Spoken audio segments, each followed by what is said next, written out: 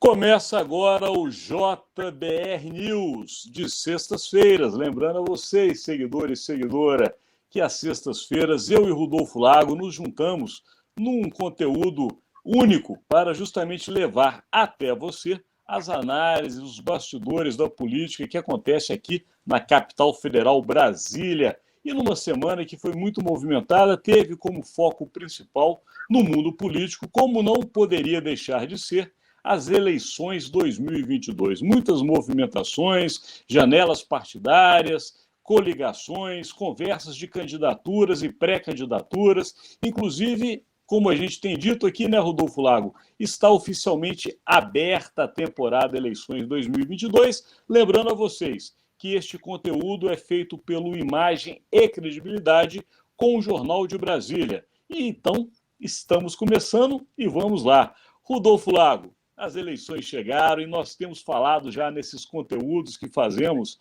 que o grande eleitor deste ano será a economia. Ela, de fato, vai ditar aí quem conseguirá extrair do eleitor a confiança para receber o seu voto nas urnas em outubro. E, ao que tudo indica, os dois candidatos mais fortes continuam sendo o ex-presidente Luiz Inácio Lula da Silva e o atual presidente da República, Jair Bolsonaro, com vários nomes correndo aí, né, nas chamadas terceiras vias, mas até agora sem nenhum número que de fato demonstrasse a condição de chegar com condições de vitória nesta eleição. Mas o foco, como é a economia, Rodolfo Lago, eu já passo a bola para você para começar falando de números, já que a economia é feita deles. Está contigo. Pois é, Alexandre, assim, a gente tem falado e cada vez vai se verificando mais isso, né, que a eleição de 2018, ela realmente foi ali um ponto fora da curva, né, uma eleição onde essa questão econômica impactou menos e outras questões ali definiram mais o voto do eleitor. E dessa vez parece que não vai ser assim, dessa vez parece que voltando aí ao normal, voltando aí à rotina de uma eleição, né? Como você gosta sempre de lembrar, como já dizia lá o James Carville, o assessor do Bill Clinton, é economia estúpido.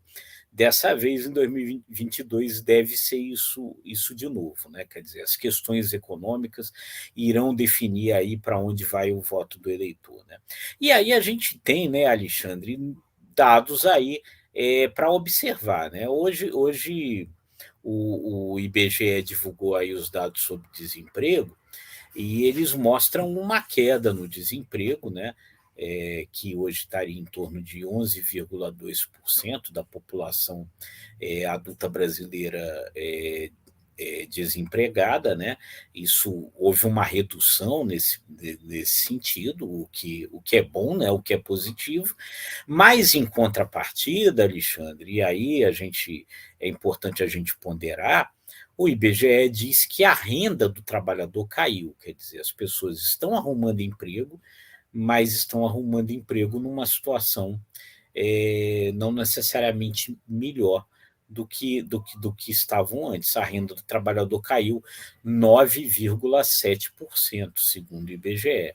Então, eu acho que você vai estar aí na disputa dessas coisas, na disputa desses números bons com esses números ruins, né? Quer dizer, essa questão da renda do trabalhador é importante, porque ela vai na mesma linha, né, do aumento que a gente tem sentido da inflação, né? A inflação vem subindo, né? A inflação no acumulado do ano ultrapassou 10%, e tem um outro dado importante aí, que um levantamento que é feito pela PUC do Paraná, mostra que a inflação da cesta básica, Alexandre, ou seja, daqueles produtos, 13 produtos que compõem a cesta básica, ela aumentou mais que a inflação, aumentou mais de 12%. Então, quer dizer, a inflação está maior para o pobre do que para o rico, né?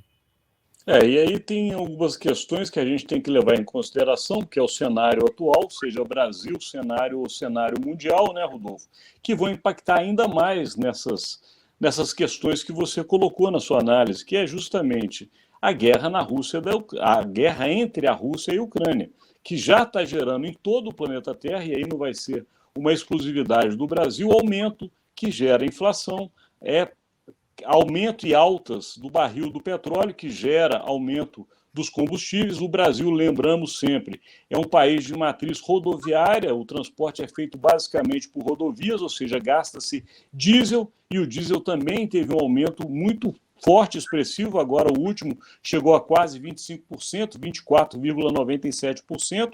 Como se não bastasse a questão do gás de cozinha, a gente sabe que esse sim toca diretamente a vida do eleitor brasileiro. Em algumas capitais do país, o gás, o botijão de gás está sendo vendido já a R$ 150, e o nosso seguidor e seguidora entendem perfeitamente que para quem ganha cerca de um salário mínimo, e algumas famílias brasileiras vivem até com menos desse valor, precisa comprar o botijão de gás, porque todo mundo tem que cozinhar. Né? E com R$ 150 no botijão fica difícil, parece que a gente vai voltar ao período ainda do fogão a lenha. Então, ou seja, todas essas questões, Rodolfo, que impactam diretamente na vida de todos nós, vão de fato influenciar o voto do eleitor. E o presidente, como você também disse, tenta neste momento, o governo federal como um todo, demonstrar que a economia não está tão ruim assim. E a forma de demonstrar que a economia não está tão ruim assim é justamente o chamado pacote de bondades, né? O baú de benesses, que a gente também gosta de falar, que sempre são abertos, sempre é aberto no ano eleitoral. E o presidente da República, tendo o poder da caneta, não vai abrir mão deste privilégio que ele tem. E hoje, inclusive, saiu nos jornais, está na mídia brasileira, que dentro desse pacote de bondades, o presidente da República já disse que vai injetar cerca de 165 bilhões de reais na economia. É justamente a razão de tudo isso. Por quê? Se o brasileiro sentir ou perceber que economicamente está melhorando a sua vida, o presidente Jair Bolsonaro tende a receber os votos desses brasileiros. Por outro lado, o ex-presidente Lula, que teve um recall, ou tem na memória do brasileiro uma economia boa durante o período que governou o Brasil, pode ser mais forte e acabar levando a vitória do petista. É mais ou menos por aí, né, Rodolfo? Com certeza, com certeza. Você tem aí a disputa da lembrança que as pessoas têm aí de um bom momento que viveram aí durante os governos Lula, e o que você gosta sempre de chamar do poder da caneta, né? O presidente da República tendo essa capacidade de fazer essas bondades, né?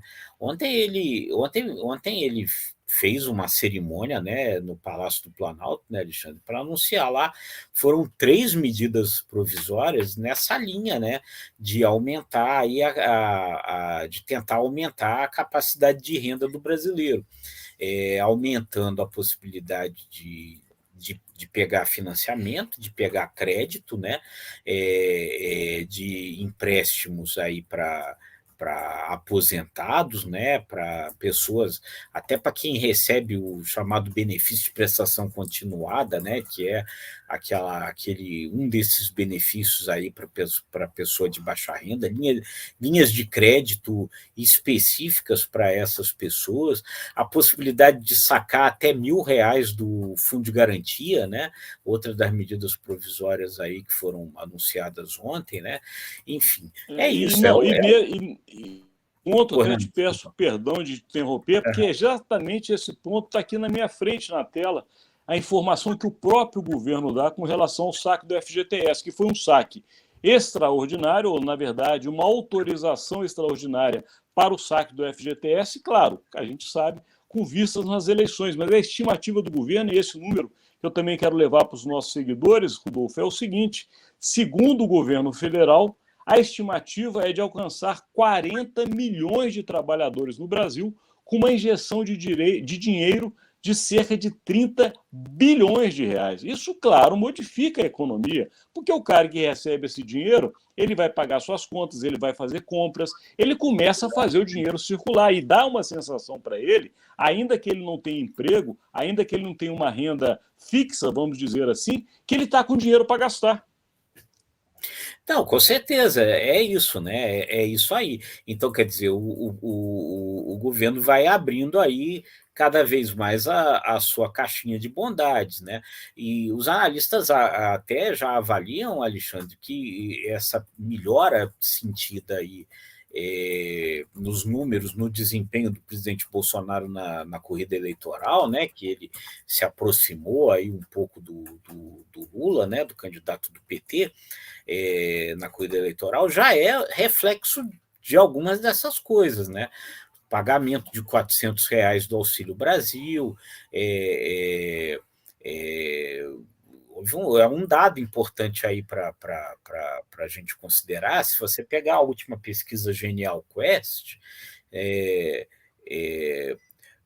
a melhora na avaliação, a avaliação negativa do governo Bolsonaro, do presidente Bolsonaro, caiu 8 pontos percentuais entre aqueles que ganham menos de 2 salários mínimos. Então, certamente é um reflexo direto dessas benesses aí que o governo vai soltando, né?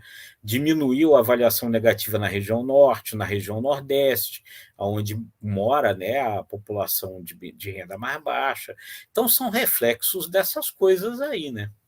Não, e é uma população também que tem, pelo menos no caso do Nordeste especificamente, uma tendência de depositar o seu voto no candidato Luiz Inácio Lula da Silva. Isso é muito interessante, porque quando se faz um desenho, né, separadamente das pesquisas, se vê claramente a força dos candidatos em regiões. Então, quando se fazem essas medidas, é justamente para atingir o eleitorado. Aliás, tudo nesse ano é com o olho nas eleições. E, inclusive, com relação à Petrobras, né, Rodolfo? A gente não pode deixar de levar isso também para os nossos seguidores, porque a questão está tão séria que já se fala em troca do presidente da Petrobras, justamente porque o governo não conseguiu enquadrar, né, a presidência da Petrobras numa política que justamente seja de não aumento dos combustíveis, e vendo que não vai conseguir isso com a atual diretoria, já se diz quase que abertamente que o presidente atual, que é o Lula e Silva, aliás, Silva e Luna, desculpa o meu erro, estará já com a saída da companhia nos próximos dias. É o que está circulando aqui na capital. Não, é isso aí, é isso aí. O governo ensaiando fazer uma intervenção aí, né? Na Petrobras, uma intervenção pesada aí para tentar segurar o preço dos combustíveis. E lembrando, né, Rodolfo, para a gente poder dar um arremate nessa análise política e econômica com foco nas eleições, voltamos à questão da guerra, né, na Rússia, entre a Rússia e a Ucrânia, porque isso de fato terá impactos para o Brasil. A gente tem um dos nossos grandes locomotivas da economia, vamos dizer assim, que é o agronegócio, podendo passar por uma situação seríssima, porque nós temos uma questão básica, que é um insumo, que são os fertilizantes, que são usados na agricultura. Os agricultores, segundo inclusive o próprio governo, dizendo que há ainda fertilizantes para esse setor, mas os empresários do agronegócio dizendo que essa reserva técnica, vamos dizer assim, não passa de 3 meses. Então, se nós tivermos somente 3 meses de fertilizantes, como é que ficam as safras a serem plantadas no segundo semestre? Isso é um impacto para o ano que vem, ou seja, ainda que se crie um cenário aparentemente bom econômico no Brasil no ano de 2022, a tendência é que possamos ter um 2023 terrível pela frente. Com certeza, você tem aí o impacto da questão dos fertilizantes, né, Alexandre?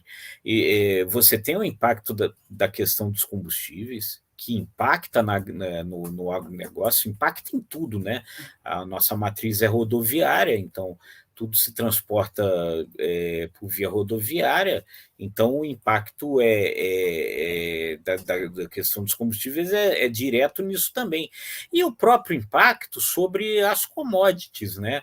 Porque existem 3 commodities ali, além do petróleo, que é uma commodity também, que está sendo impactado pela guerra e que impacta no preço dos alimentos. O trigo, né? O pão, a massa, essas coisas todas aí que a gente consome como alimento.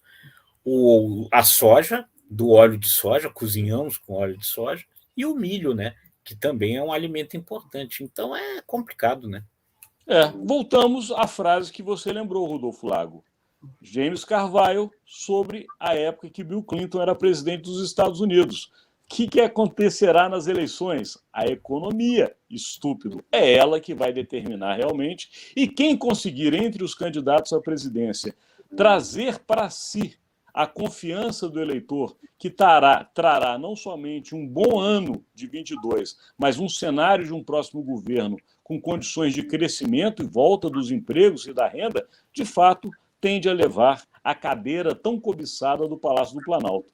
Nós aqui, Rodolfo Lago, chegamos ao final deste conteúdo que é sempre bom de fazer nessas sextas-feiras que são muito boas, que a gente se encontra e conversa sobre os cenários do Brasil. E lembramos também aos nossos seguidores que este conteúdo termina na sexta-feira, mas que amanhã, final de semana, temos um outro conteúdo que sempre fazemos também com muita atenção no que o nosso seguidor deseja, que é justamente a análise de cenários mais aprofundados, sempre com convidados. E neste especial conteúdo do Imagem e Credibilidade com o Jornal de Brasília, que é o podcast que sairá amanhã, nós temos como convidado o jornalista Matheus Leitão, colunista de Veja, um jornalista altamente respeitado, escritor, que trouxe informações também bem interessantes no que trata da pesquisa destes candidatos. As pesquisas demonstram aí uma movimentação de cenário e algumas oscilações que podem mudar os quadros que a gente atualmente tem visto, né, Rodolfo?